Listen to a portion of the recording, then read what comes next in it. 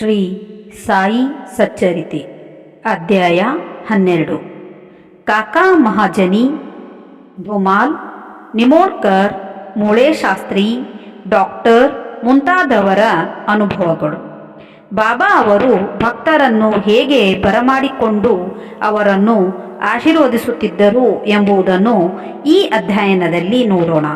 ಸಂತರ ಧ್ಯೇಯ ದುಷ್ಟರನ್ನು ಶಿಕ್ಷಿಸಿ ಶಿಷ್ಯರನ್ನು ರಕ್ಷಿಸಲೋಸ್ಕರವೇ ಪರಮಾತ್ಮನು ಅನೇಕ ಅವತಾರಗಳನ್ನೆನಿಸುತ್ತಿದ್ದನೆಂಬುದನ್ನು ಸರ್ವರಿಗೂ ತಿಳಿದ ಅಂಶ. ಆದರೆ ಸಂತರ ಧ್ಯೇಯವೇ ಬೇರೆ. ದುಷ್ಟರಾಗಲಿ ಒಳ್ಳೆಯವರಾಗಲಿ ಎಲ್ಲರೂ ಅವರ ದೃಷ್ಟಿಯಲ್ಲಿ ಒಂದೇ. ಮೊದಲು ದುಷ್ಕರ್ಮಿಗಳಿಗೋಸ್ಕರ ವ್ಯಥೆ ಪಟ್ಟುಕೊಂಡು ಅವರನ್ನು ಸಂತರು ಒಳ್ಳೆಯ ಹಾದಿಗೆ ತರಲು ಯತ್ನಿಸುತ್ತಾರೆ. ಭವ ಸಾಗರವನ್ನು ನಿರ್ಮೂಲ ಮಾಡುವ ಅಗತ್ಯವರೆಗೂ ದೇವರು ಸಂತರಲ್ಲಿ ವಾಸಿಸುತ್ತಾನೆ. ಆದುದರಿಂದ ಸಂತರು ಪರಮಾತ್ಮನಿಂದ ಬೇರೆಯಲ್ಲ. ಇಂತಹ ಸಂತರ ಗುಂಪಿಗೆ ಸೇರಿದವರಲ್ಲಿ ಶ್ರೀ ಸಾಯಿಬಾಬಾ ಅಗ್ರಗಣ್ಯರು. ಅವರಲ್ಲಿ ದೈವಿಕತೆಯ ತೇಜಸ್ಸಿತ್ತು. ನಮ್ಮ ಸಮಸ್ತ ಜೀವರಾಶಿಗಳಲ್ಲೂ ಸಮ ದೃಷ್ಟಿಯಿಂದ ಕಾಣುತ್ತಿದ್ದರು. ಶತ್ರುಗಳಾಗಲಿ ಮಿತ್ರರಾಗಲಿ ಅವರ ದೃಷ್ಟಿಯಲ್ಲಿ ಒಂದೇ. ಅವರು ಭಕ್ತರಿಗೋಸ್ಕರ ತಮ್ಮ ಪುಣ್ಯದ ಗಣಿಯನ್ನು ಬರೆದು ಮಾಡಿಕೊಂಡರು. ಅವರ ದರ್ಶನ ಯೋಗವಿದ್ದರೆ ಮಾತ್ರ ಅವರೆಲ್ಲರಿಗೂ ಭಕ್ತರು ಹೋಗಬಹುದಾಗಿತ್ತು. ಅವರ ಯೋಗ ಬರದಿದ್ದರೆ ಬಾಬಾ ಅವರು ಅವರನ್ನು ಜ್ಞಾಪಿಸಿಕೊಳ್ಳುತ್ತಿದ್ದರೆ ಅಥವಾ ಅವರ ಲೀಲೆಗಳ ಭಕ್ತರು ಕಿವಿಗಳನ್ನು ತಲುಪದೇ ಇದ್ದರೆ ಅಂಥವರು ಬಾಬಾ ಅವರನ್ನು ಕಾಣಬೇಕೆಂಬ ಚಿಂತೆಯನ್ನಾದರೂ ಹೇಗೆ ಮಾಡಬಹುದು? ಸಾಯಿಬಾಬಾ ಅವರನ್ನು ಕಾಣಬೇಕೆಂದು ಅಭಿಲೇಷ ಇಟ್ಟುಕೊಂಡು ಅನೇಕರಿಗೆ ಅವರ ಮಹಾ ಸಮಾಧಿ ನಡೆಯುವ ತನಕವೂ ಅವರ ದರ್ಶನ ಪಡೆಯಲು ಅವಕಾಶ ದೊರೆಯಲೇ ಇಲ್ಲ. ಇಂತಹವರು ಅವರಲ್ಲಿ ದೃಢ ವಿಶ್ವಾಸವನ್ನಿಟ್ಟು ಅವರ ಲೀಲೆಗಳನ್ನು ಕೇಳಿದರೆ ಅವರ ದರ್ಶನ ಆಕಾಂಕ್ಷೆ ನೆರವೇರಿದಂತೆ. ಬಾಬಾ ಅವರ ದರ್ಶನ ಪಡೆದು ಶಿರಡಿಯಲ್ಲಿಯೇ ಬಹಳ ದಿವಸವಿರಲು ಸಾಧ್ಯವಿರಲಿಲ್ಲ. ಬಾಬಾ ಅವರು ಒಪ್ಪಿಗೆ ಕೊಡುವವರೆಗೂ ಅಲ್ಲಿ ಇರಬಹುದಾಗಿತ್ತು. ಅಂತೆಯೇ ಅವರು ಅಪ್ಪಣೆ ಕೊಟ್ಟು ನಂತರವೇ ಶಿರಡಿಯನ್ನು ಬಿಟ್ಟು ಹೊರಡಬೇಕಾಗುತ್ತಿತ್ತು. ಎಲ್ಲವೂ ಅವರ ಇಚ್ಛೆಯವಲಂಬಿಸುತ್ತಿತ್ತು. ಕಾಕಾ ಮಹಾಜನಿ ಒಂದು ಸಾರಿ ಕಾಕಾ ಮಹಾಜನಿ ಮುಂಬಯಿಯಿಂದ ಶಿರಡಿಗೆ ಹೊರಟರು. ಅಲ್ಲಿ ಗೋಕುಲಾಷ್ಟಮಿ ಸಮಾರಂಭವನ್ನು ನೋಡಲೋಸ್ಕರ ಒಂದು ವಾರ ಇರಬೇಕೆಂದು ಅವರು ನಿರ್ಧರಿಸಿದರು. ಅವರು ಶಿರಡಿಗೆ ಬಂದು ಬಾಬಾ ಅವರ ದರ್ಶನ ಪಡೆದು ಸ್ವಲ್ಪ ಹೊತ್ತಿನಲ್ಲಿಯೇ ಬಾಬಾ ಅವರು ನೀನು ಪುನಃ ಯಾವಾಗ ಇಲ್ಲಿಂದ ಹೊರಡುವಿ ಎಂದು ಕೇಳಿದರು. ಕಾಕಾ ಮಹಾಜನಿಯವರಿಗೆ ಆಶ್ಚರ್ಯವಾಯಿತು. ಉತ್ತರ ಕೊಡಲೇಬೇಕಾಯಿತು. ನೀವು ಯಾವಾಗ ಅಪ್ಪಣೆ ಕೊಡುವಿರೋ ಆಗ ನಾನು ಹೊರಡಲು ಸಿದ್ಧ ಎಂದುತ್ತರಿಸಿದರು. ಆಗ ಬಾಬಾ ಅವರು ನಾಳೆ ಹೊರಡು ಎಂದರು. ಬಾಬಾ ಅವರು ವಚನಗಳು ಶಾಸನಗಳಿದ್ದಂತೆ ಅವುಗಳನ್ನು ಪಾಲಿಸಬೇಕಿತ್ತು. ಅವರು ಬಾಬಾ ಅವರ ಆಜ್ಞೆಯಂತೆ ಮರುದಿನ ಹೊರಟರು. ಅವರು ಮುಂಬಯಿಯನ್ನು ತಲುಪಿ ಕಚೇರಿಗೆ ಹೋದಾಗ ಅವರ ಮಾಲೀಕನು ಅವರ ಬರುವನ್ನೇ ಕಾಯುತ್ತಿದ್ದರೆಂದು ತಿಳಿದು ಬಂದಿತ್ತು. ಅಲ್ಲಿನ ಮ್ಯಾನೇಜರ್ಗೆ ಜ್ವರ ಬಂದಿದ್ದರಿಂದ ಕಾಕಾ ಮಹಾಜನಿಯವರ ಅಗತ್ಯವಿದ್ದಿತ್ತು. ಮಾಲೀಕನು ಈ ವಿಚಾರವಾಗಿ ಕಾಗದವನ್ನು ಕಾಕಾ ಅವರಿಗೆ ಬರೆದಿದ್ದನು. ಅದು ಮರುದಿನ ಮುಂಬಯಿಗೆ ಮರಳಿ ಬಂದಿತ್ತು. ಬಾಹು ಸಾಹೇಬ್ ಧುಮಾಲ್ ಒಮ್ಮೆ ನಾಸಿಕದ ವಕೀಲರಾದ ಬಾಹು ಸಾಹೇಬ್ ಧುಮಾಲರು ಒಂದು ಮೊಕದ್ದಮೆಗಾಗಿ ನಿಫಾಡಕ್ಕೆ ಹೋಗುತ್ತಿದ್ದರು. ದಾರಿಯಲ್ಲಿ ಹಾಗೇ ಶಿರಡಿಗೆ ಬಂದು ಬಾಬಾ ಅವರ ದರ್ಶನ ಪಡೆದು ಹೊರಡಲು ಸಿದ್ಧರಾದರು. ಬಾಬಾ ಅವರು ಅಪ್ಪಣೆ ಕೊಡಲಿಲ್ಲ.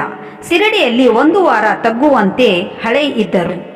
ಅದೇ ಸಮಯದಲ್ಲಿ ವಿಫಾಡದ ನ್ಯಾಯಾಧೀಶರು ರೋಗಪೀಡಿತರಾಗಿ ಮಲಗಿದ್ದರಿಂದ ಮೊಕದ್ದಮೆಯನ್ನು ಒಂದು ವಾರ ಮುಂದೂಡಿದ್ದರು. ನಂತರ ಧುಮಾಲಿಯರಿಗೆ ಹೋಗಲು ಬಾಬಾ ಅನುಮತಿ ನೀಡಿದರು. ಆ ಮೊಕದ್ದಮೆಯ ಕೆಲವು ತಿಂಗಳ ಕಾಲ 3-4 ನ್ಯಾಯಾಧೀಶರಿಂದ ವಿಚಾರಿಸಲ್ಪಟ್ಟು ಧುಮಾಲ್ ಅವರ ಜಯಶೀಲರಾದರು. ಶ್ರೀಮತಿ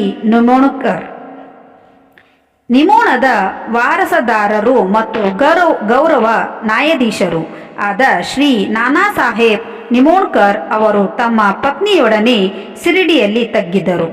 ಇವರಿಬ್ಬರೂ ದಿನದ ಬಹುಕಾಲವನ್ನು ಬಾಬಾ ಅವರು ಸೇವೆಗೆ ಮುಡಿಪಾಗಿಟ್ಟು ಮಸೀದಿಯಲ್ಲಿಯೇ ಇರುತ್ತಿದ್ದರು. ಇದ್ದಕ್ಕಿದ್ದಂತೆ ಬೇಲಾಪುರದಲ್ಲಿದ್ದ ಅವರು ಮಗನು ಹಾಸಿಗೆ ಹಿಡಿದು ಮಲಗಿದ್ದರಿಂದ ಶ್ರೀಮತಿಯವರು ಕೂಡಲೇ ಬೇಲಾಪುರಕ್ಕೆ ಹೋಗಿ ತಮ್ಮ ಮಗನನ್ನು ನೋಡಿ ಅಲ್ಲಿ ಕೆಲವು ಕಾಲವಿರಬೇಕೆಂದು ಮನಸ್ಸು ಮಾಡಿ ಹೊರಡಲನುವಾದರು. ಆದರೆ ಶ್ರೀಯುತ ನಿಮೋಣ್ಕರ್ ಅವರು ಮಗನನ್ನು ನೋಡಿಕೊಂಡು ಮರುದಿನವೇ ಬರುವಂತೆ ಹೇಳಿದರು. ಶ್ರೀಮತಿಯವರಿಗೆ ಏನು ತೋಚದಂತಾಯಿತು. ಆಗ ಬಾಬಾ ಅವರು ಅವರ ಸಹಾಯಕ್ಕೆ ಬಂದರು. ಬಾಬಾ ಅವರು ವಾಡಾದ ಸಮೀಪದಲ್ಲಿ ನಾನಾ ಸಾಹೇಬ್ ಮತ್ತು ಕೆಲವರೊಡನೆ ಕಲೆತು ಮಾತನಾಡುತ್ತಿದ್ದರು. ಆಗ ಶ್ರೀಮತಿಯವರು ಬಂದು ಅವರ ಪಾದಗಳಿಗೆ ಎರಗಿ ಹೊರಡಲು ಅನುಮತಿ ಬೇಡಿದರು. ಬಾಬಾ ಅವರು ಕೂಡಲೇ ಹೊರಡು, ಗಾಬರಿ ಪಡಬೇಡ, ಬೇಲಾಪುರದಲ್ಲಿ 4 ದಿನ ನಿಂತು ಬಾ ಎಂದರು. ಬಾಬಾ ಅವರು ಮಾತುಗಳು ಎಷ್ಟು ಸಮಯೋಚಿತ ಎಂಬುದನ್ನು ವಾಚಕರೇ ಊಹಿಸಬಹುದು. ನಾಸಿಕದ ಮೂಳೆಶಾಸ್ತ್ರ. ನಾಸಿಕದ ಪ್ರಸಿದ್ಧ ಅಗ್ನಿಹೋತ್ರಿಗಳು ಹೋರಾಟರತ್ನರೂ ಆದ ಶ್ರೀ ಮೂಳೆಶಾಸ್ತ್ರಿಗಳು ನಾಗಪುರದ ಲಕ್ಷಾಧೀಶರಾದ ಬಾಪು ಸಾಹೇಬ್ ಬುಟೆ ಅವರನ್ನು ಭೇಟಿಯಾಗಲು ಶಿರಡಿಗೆ ಬಂದರು. ಅವರು ಭೇಟಿಯಾದ ನಂತರ ಎಲ್ಲರೂ ಬಾಬಾ ಅವರ ದರ್ಶನವನ್ನು ಪಡೆಯಲು ಮಸೀದಿಗೆ ಬಂದರು. ಬಾಬಾ ಅವರು ತಮ್ಮ ಸ್ವಂತ ಹಣದಿಂದ ಕೆಲವು ಮಾವಿನ ಹಣ್ಣುಗಳನ್ನು ತರಿಸಿ ಎಲ್ಲರಿಗೂ ಹಂಚಿದರು. ಹಾಗೆ ಹಂಚುವಾಗ ಅವರು ಹಣ್ಣುಗಳನ್ನು ಚೆನ್ನಾಗಿ ಹಿಚುಕಿ ಕೊಡುತ್ತಿದ್ದರು. ತೆಗೆದುಕೊಂಡವರು ಹಣ್ಣನ್ನು ಬಾಯಿಗಿಟ್ಟಾಗ ಎಲ್ಲ ತಿರುಳು ಒಮ್ಮೆಲೆ ಬಾಯಿಗೆ ಹೋಗಿ ಗೊಟ್ಟು ಮತ್ತು ಸಿಪ್ಪೆ ಮಾತ್ರ ಕೈಯಲ್ಲಿ ಉಳಿಯುತ್ತಿತ್ತು. ನಂತರ ಬಾಳೆಹಣ್ಣು ಸುಲಿದು ಎಲ್ಲರಿಗೂ ಹಂಚಿದರು. ಆಗ ಮೂಳೆಶಾಸ್ತ್ರಿಗಳು ಹಸ್ತ ಸಾಮುದ್ರಿಕರಾಗಿದ್ದುದರಿಂದ ಬಾಬಾ ಅವರ ಹಸ್ತವನ್ನು ಪರೀಕ್ಷಿಸಲು ಅಪೇಕ್ಷಿಸಿ ಅವರನ್ನು ಕೇಳಿದರು. ಬಾಬಾ ಅವರು ಅದನ್ನು ನಿರಾಕರಿಸಿ ಅವರಿಗೆ 4 ಬಾಳೆಹಣ್ಣುಗಳನ್ನು ಕೊಟ್ಟು ಕಳುಹಿಸಿದರು. ನಂತರ ಎಲ್ಲರೂ ತಮ್ಮ ತಮ್ಮ ಮನೆಗಳಿಗೆ ಹಿಂತಿರುಗಿದರು. ಮರುದಿನ ಮೂಳೆಶಾಸ್ತ್ರಿಗಳು ಸ್ನಾನ ಮಾಡಿ ಸಂಧ್ಯಾ ವಂದನೆ ಮಾಡುತ್ತಿದ್ದರು. ಬಾಬಾ ಅವರು ಎಂದಿನಂತೆ ಅಂದು ಲೇಡಿಯ ಕಡೆಗೆ ಹೋಗುತ್ತಿದ್ದಾಗ ಸಮೀಪದಲ್ಲಿದ್ದವರೊಬ್ಬರಿಗೆ ನನಗೆ ಸ್ವಲ್ಪ ಗೇರು ತಂದು ಕೊಡು, ಈ ದಿನ ಕಾವಿ ಬಟ್ಟೆ ಧರಿಸುವೆ ಎಂದರು. ಯಾರಿಗೂ ಇದರ ಅರ್ಥ ತಿಳಿಯಲೇ ಇಲ್ಲ. ಕೆಲವು ಕಾಲದ ನಂತರ ಬಾಬಾ ಅವರು ಮಧ್ಯಾಹ್ನದ ಆರತಿ ಹೊತ್ತಿಗೆ ಮಸೀದಿಗೆ ಹಿಂತಿರುಗಿದರು. ಜೋಗ್ ಅವರು ಮೂಳೆಶಾಸ್ತ್ರಿಗಳನ್ನು ಆರತಿ ಹೊತ್ತಿಗೆ ಬರಲು ಸಾಧ್ಯವೇ ಎಂದು ಕೇಳಿದರು. ಮೂಳೆಶಾಸ್ತ್ರಿಗಳು ಮಧ್ಯಾಹ್ನದ ನಂತರ ಬರುವೆನೆಂದು ಹೇಳಿದರು.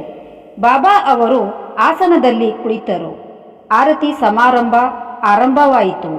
ಆಗ ಬಾಬಾ ಅವರು ಅಲ್ಲಿದ್ದ ಒಬ್ಬರಿಗೆ ಆ ನಾಸಿಕದ ಬ್ರಾಹ್ಮಣನಲ್ಲಿಗೆ ಹೋಗಿ ದಕ್ಷಿಣೆ ತೆಗೆದುಕೊಂಡು ಬಾ ಎಂದರು. ಈ ವಿಷಯ ಅವರು ಮೂಳೆಶಾಸ್ತ್ರಗಳಿಗೆ ತಿಳಿಸಿದಾಗ ಅವರು ಗಾಬರಿಗೊಂಡು ತಮ್ಮ ಮನದಲ್ಲಿ, ನಾನು ಶುದ್ಧ ಅಗ್ನಿಹೋತ್ರಿ ಬ್ರಾಹ್ಮಣ, ನಾನೇಕೆ ದಕ್ಷಿಣೆ ಕೊಡಬೇಕು?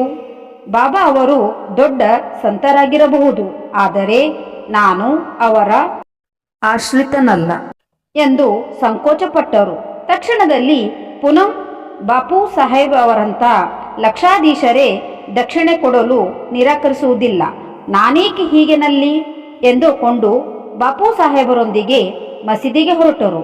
ಅಲ್ಲಿಗೆ ಬಂದು ನಂತರ ತಾವೇ ದೊಡ್ಡವರೆಂದು ಭಾವಿಸಿ ದೂರದಿಂದಲೇ ಬಾಬಾ ಅವರ ಕಡೆಗೆ ಪುಷ್ಪಗಳನ್ನು ಅರ್ಪಿಸಿದರು.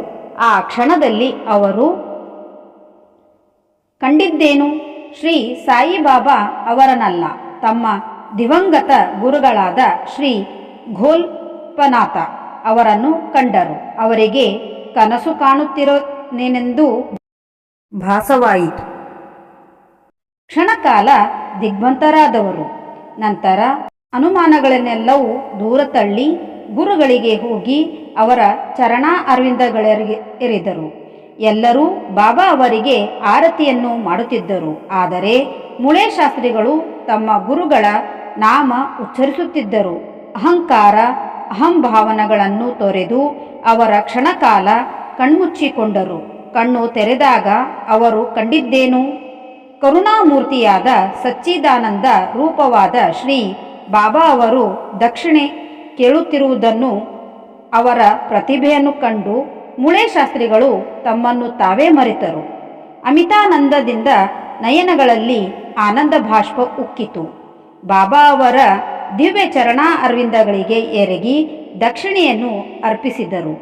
ಆಗ ಅಲ್ಲಿ ನೆರೆದಿದ್ದವರಿಗೆಲ್ಲರೂ ಬಾಬಾ ಅವರು ಸ್ವಲ್ಪ ಗೇರು ತಂದು ಕೊಡು, ಕಾವಿ ಬಟ್ಟೆ ಧರಿಸುವೆ ಎಂದು ಹೇಳಿದ ಶಬ್ದಗಳ ಅರ್ಥವನ್ನು ಮನಗಂಡರು. ಡಾಕ್ಟರ್ ಒಬ್ಬರ ಕತೆ. ಒಂದು ದಿನ ಒಬ್ಬ ಮಾಮಲೆದಾರರಾದ ಜೊತೆಗೆ ಒಬ್ಬ ಡಾಕ್ಟರರು ಶಿರಡಿಗೆ ಬಂದರು. ಡಾಕ್ಟರರು, ನಾನು ರಾಮಭಕ್ತ, ಮಹಮ್ಮದೀಯನಿಗೆ ನಮಸ್ಕಾರ ಮಾಡಲಾರೆ ಎಂದು ಮಾಮಲೆದಾರರಿಗೆ ತಿಳಿಸಿದರು. ಮಾಮಲೆದಾರರು, ಯಾರು ನಿಮ್ಮನ್ನು ನಮಸ್ಕಾರ ಮಾಡಲು ಬಲವಂತ ಮಾಡುವುದಿಲ್ಲ, ಬನ್ನಿ ಎಂದು ಸಂಗಡ ಕರೆದುಕೊಂಡು ಬಂದಿದ್ದರು. ಅದರಂತೆ ಅವರಿಬ್ಬರು ಬಾಬಾ ಅವರ ದರ್ಶನಕ್ಕೆಂದು ಮಸೀದಿಗೆ ಬಂದರು. ಡಾಕ್ಟರರು ಬಾಬಾ ಅವರಿಗೆ ನಮಸ್ಕಾರ ಮಾಡಲು ಹೋಗುತ್ತಿರುವುದನ್ನು ಕಂಡು ಎಲ್ಲರಿಗೂ ಅಚ್ಚರಿಯಾಯಿತು. ನಂತರ, ನೀವು ಬಾಬಾ ಅವರಿಗೆ ನಮಸ್ಕಾರ ಮಾಡುವುದಿಲ್ಲವೆಂದು ಸಂಕಲ್ಪವನ್ನು ಹೇಗೆ ಮುರಿದಿರಿ ಎಂದು ಕೇಳುವುದಕ್ಕೆ ಅವರು, ನಾನು ನನ್ನ ದೇವರಾದ ಶ್ರೀರಾಮಚಂದ್ರ ಮೂರ್ತಿಯನ್ನೇ ಕಾಣುತ್ತಿದ್ದೇನೆ ಎಂದು ಹೇಳುತ್ತಿರುವಾಗಲೇ ಮತ್ತೆ ಬಾಬಾ ಅವರ ರೂಪ ಗೋಚರವಾಯಿತು. ಅವರು ಅಚ್ಚರಿಗೊಂಡು, ಇದೇನು ಕನಸೇ? ಇವರು ಹೇಗೆ ಮಹಮ್ಮದೀಯರಾಗಿರಬೇಕು? ಇವರ ಯೋಗ ಸಂಪನ್ನರು, ಪರಮಾತ್ಮನ ಅವತಾರ ರೂಪಿಗಳು ಎಂದು ಹೇಳಿದರು. ಮರುದಿನ ಅವರು ಉಪವಾಸವಿರುವ ಪಣ ತೊಟ್ಟರು. ಆ ದಿನ ಬಾಬಾ ಅವರು ಆಶೀರ್ವದಿಸುವ ತನಕ ಮಸೀದಿಗೆ ಹೋಗುವುದಿಲ್ಲವೆಂದು ಡಾಕ್ಟರ್ ಮನೆಯಲ್ಲೇ ಕುಳಿತರು. ಹೀಗೆ 3 ದಿನ ಕಳೆದವು. 4ನೇ ದಿನ ಅವರು ತಮ್ಮ ಆಪ್ತ ಸ್ನೇಹಿತರೊಡನೆ ತಾವಾಗಿಯೇ ಮಸೀದಿಗೆ ಹೊರಟರು. ಬಾಬಾ ಅವರಿಗೆ ನಮಸ್ಕಾರ ಮಾಡಿದರು. ಆಗ ಬಾಬಾ ಅವರು, ನಿನ್ನನ್ನು ಕರೆಯಲು ಯಾರಾದರೂ ಬಂದಿದ್ದರೇ ಎಂದು ಕೇಳಿದರು. ಇದನ್ನು ಕೇಳಿ ಡಾಕ್ಟರ ಮನಸ್ಸು ಕರಗಿತು. ಅದೇ ರಾತ್ರಿ ಕನಸಿನಲ್ಲಿ ಬಾಬಾ ಅವರಿಂದ ಆಶೀರ್ವದಿಸಲ್ಪಟ್ಟಿರುವ ನಂತರ ತಮ್ಮ ಊರಿಗೆ ಹಿಂತಿರುಗಿ ಅದೇ ಕನಸನ್ನು 15 ದಿನಗಳವರೆಗೆ ಕಂಡರು. ಈ ರೀತಿ ಅವರಿಗೆ ಬಾಬಾ ಅವರಲ್ಲಿ ಭಕ್ತಿ ಮಿಗಿಲಾಯಿತು, ನೂರ್ಮಡಿಯಾಯಿತು. ನಮ್ಮ ಗುರುವಿನ ನಮಗೆ ಅಚಲ ನಂಬಿಕೆ ಮತ್ತು ವಿಶ್ವಾಸಗಳಿರಬೇಕು ಎಂಬುದೇ ನೀತಿ. ಶ್ರೀ ಸಾಯಿ ಪ್ರಣಾಮ್. ಅಧ್ಯಾಯ 12 ಮುಕ್ತಾಯ.